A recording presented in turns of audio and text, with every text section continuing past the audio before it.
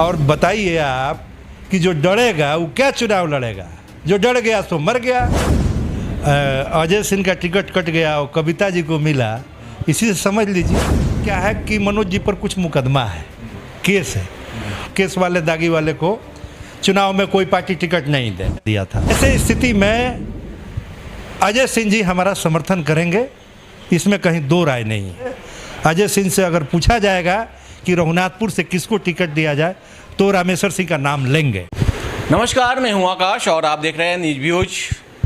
हम लगातार समस्याओं के साथ जुड़े हुए हैं और लगातार उन लोगों से बात करते हैं जो आम जन के बीच रहते हैं और उनकी सेवा कर रहे हैं। हमारे साथ हैं सिवान बीजेपी के वरिष्ठ नेता और रघुनाथपुर विधानसभा क्षेत्र के बीजेपी के प्रमुख दावेदार रामेश्वर सिंह जी। लगातार इस कोरोना काल में लोगों के बीच जा रहे हैं, उनकी सेवा कर रहे हैं, लोगों को जागरूक कर रहे हैं और उनकी आवश्यकताओं की पूर्ति भी कर रहे हैं। एक तरफ जहां लगातार बाढ़ और कोरोना जैसी महामारी से लोग प्रभावित हैं, वहीं इस कोरोना के डर से कई ऐसे नेता हैं जो घर में दुबके पड़े हैं, घर से निकल भी नहीं रहे हैं, लोगों के बीच जा भी नहीं रहे हैं। ऐसे में रामेश्वर सिंह लोगों के बीच जा रहे हैं। हम इन्हीं से जानते हैं कि आपको अपनी जान का डर क्यों नहीं है। देखिए, जनता की सेवा करना इस कोरोना बीमारी में सबसे बड़ा पुण्य का, धर्म का काम है। मैं जानता हूं कि मैं भी संक्रमित हो सकता हूं, लेकिन मुझे इसका कोई परवाह नहीं है। अगर जनता की, रघुनाथपुर विधानसभा क्षेत्र की जनता की, हुसैनगंज प्रखंड की जनता की, हसनपुरा प्रखंड की जनता की सेवा करते करते अगर मुझे मौत भी बुला लेगा तो मुझे गौरव होगा कि मैं जनता की सेवा करते करते मैं अपने मृत्यु प्राप्त करूंगा। लेकिन बैठूंगा नहीं, जनता के बीच में रहूंगा, जनता का सेवा करता रहूंगा। आपको एक बात जानना चाहता हूं कि कई ऐसे वरिष्ठ नेता हैं जो बीजेपी से जुड़े हुए हैं, राजद से जुड़े हुए हैं, जदयू से जुड़े हुए हैं, वो लोग भी दावेदारी वहाँ कर रहे हैं, लेकिन कहीं क्षेत्र में दिख नहीं रहे हैं। इसके पीछे का रीज़न तो ये कहीं ये तो नहीं है कि लोग अपने जान के चलते डर में हैं, या फिर कोई और बात है? सब जान गए हैं कि रामेश्वर सिंह रघुनाथपुर से बीजेपी का उम्मीदवार होगा और चुनाव लड़ेगा। और बताइए आप कि जो डरेगा वो क्या चुनाव लड़ेगा? जो डर गया तो मर गया। मैं डरूंगा नहीं, मैं तो जनता के बीच ही रहूंगा। जिसको डरना है डरे रहे। वर्तमान विधायक के घर के बगल में मैं गया था नदियाओं में, आज उनके घर के जस्ट बगल में है। आप पूरे गांव, हर जाति धर्म के लोग, माले तक के लोग जो समर्थक, वो भी आए और कहे कि रामेश्वर सिंह, इस संकट के घड़ी में तू मेरे पास आए हो, अब इस गांव में दूसरे को घुसने नहीं देंगे। हमारा समर्थन, हमारा चुनाव होगा तो मत सब रामेश्वर सिंह को पड़ेगा। अच्छा, आपसे एक भी जानना चाहते हैं कि पिछले चुनाव में बड़ी टक्कर दी थी मनु सिंह, वो भी क्षेत्र में दावेदारी कर रहे हैं और क्षेत्र में कहीं कहीं अदा कदा दिख भी जाते हैं, लोगों के बीच दिखते आते हैं और दावेदारी वो कर रहे हैं। तो ऐसे में क्या लगता है कि जनता उनको स्वीकार कर लेगी, पार्टी स्वीकार कर लेगी? देखिए, जब अजय सिंह का टिकट कट गया और कविता जी को मिला, इसी से समझ लीजिए यही होगा। सीधे सीधे तौर पर बताइए क्या मैंने एक्चुअली क्या है कि मनोज जी पर कुछ मुकदमा है, केस है। और जो चुनाव आयोग है वो कहा है कि हम केस वाले दागी वाले को चुनाव में कोई पार्टी टिकट नहीं दे, तो इसलिए हमको लगता नहीं है, इसलिए वो सीरियस नहीं है। अच्छा, आपसे एक बात जानना चाहते हैं कि आप लगातार क्षेत्र में घूम रहे हैं, जो विकास होना चाहिए वो विकास दिख रहा है? चाहे वो विधायक मत से हो, संसदीय मत से हो, विकास हुआ है कि नहीं? रघुनाथपुर क्षेत्र में आप सिद्धवल से शुरू कीजिए और टिकरी होते हुए टेढ़ी घाट तक आ जाइए, आपकी मोटरसाइकिल फिसल के गिर जाएगी। यही विकास हुआ है। आप रघुनाथपुर में, हुसैनगंज में घुसिए, जितने गांव हैं, जितने सड़कें हैं, सब ऐसे पड़ा हुआ है।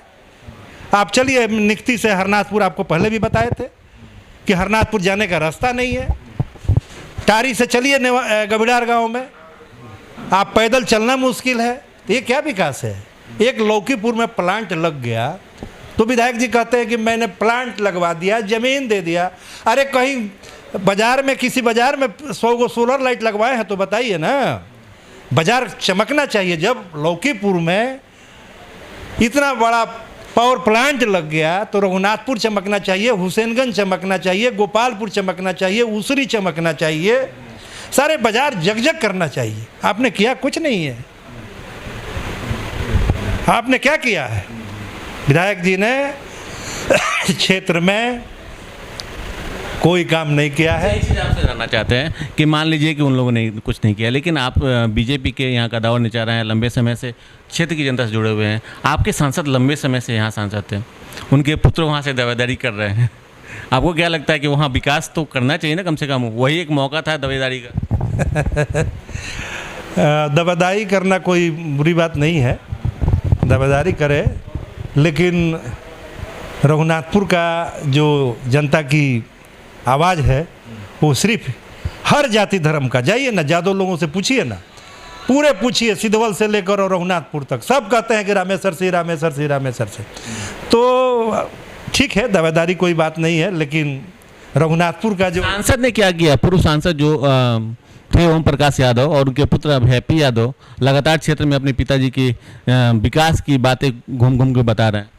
उन्होंने कुछ प्रधानमंत्री सड़क योजना से काम कराया था, रोड वो कुछ बनवाए। आपके क्षेत्र में काम हुआ? कुछ हुआ है, कुछ हुआ है। उसी हक में दावेदारी कर रहे हैं उनके पुत्र क्या? नहीं, वो घूमता तो है ही, थोड़ा घूमता फिरता है, इसलिए दावेदारी कर रहा है। कोई खास बात नहीं है कि हैप्पी यादव जिनके पुत्र हैं वो पूर्व में लंबे समय तक सिवान के सांसद रहे हैं। एक मामला सामने आ रहा है कि नौकरी के नाम पर, रेलवे में नौकरी के नाम पर, अन्य विभागों में नौकरी के नाम पर कई लोगों के उन्होंने पैसे ठगे हैं, जिस पे एक FIR भी दिल्ली में हो चुका है। तो आपको क्या लगता है कि ऐसे लोग जो खुद को सांसद कहते थे, एक सीधे साधे इंसान के रूप में आते थे, अगर इस तरह की बातें आ रही हैं वो भी प्रमाण के साथ, तो कैसे, क्या लगता है कि ऐसे लोग राजनीति में आना चाहिए? देखिए, ऐसे तो मैंने अभी देखा नहीं है, लेकिन अगर ऐसा वो किए होंगे तो कानून पर कार्रवाई करेगा। पार्टी क्या कर रहा है? आप तो पार्टी से जुड़े हुए हैं, अभी पार्टी के गद्दावर नेता रहे लंबे समय से बीजेपी से। पार्टी को इस बारे में अभी कोई जानकारी नहीं है, जानकारी आने के बाद पार्टी अपना देखेगा। इस बार मैं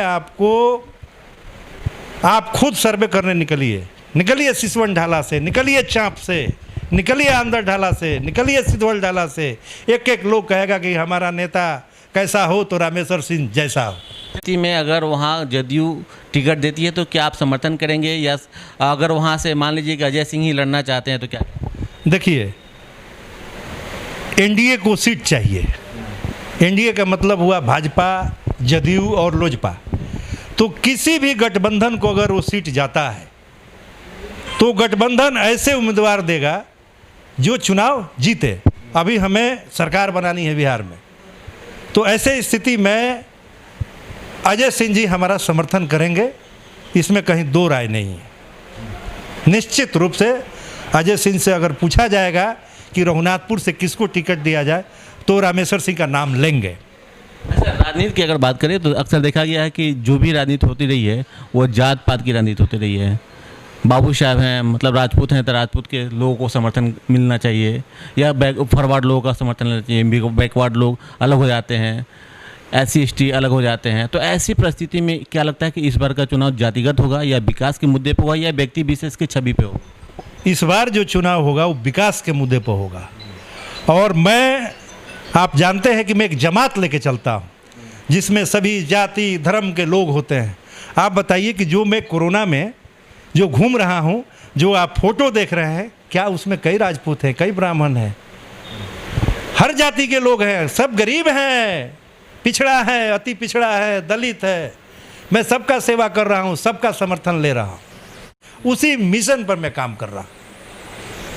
चलिए, इस कोरोना काल में अब लगातार लोगों के बीच जा रहे हैं, ऐसे में लोगों को जागरूक भी करना है। तो जनता उत्सुक होती है कि रामेश्वर सिंह है कौन, ये कौन रामेश्वर सिंह है भाई, कि जो सब नेता घर में डूबके हुए हैं और ये आदमी हमारे बीच में आ रहा है। तो पहले तो हमारा चेहरा देखने के लिए जनता वहाँ एकत्रित होती है।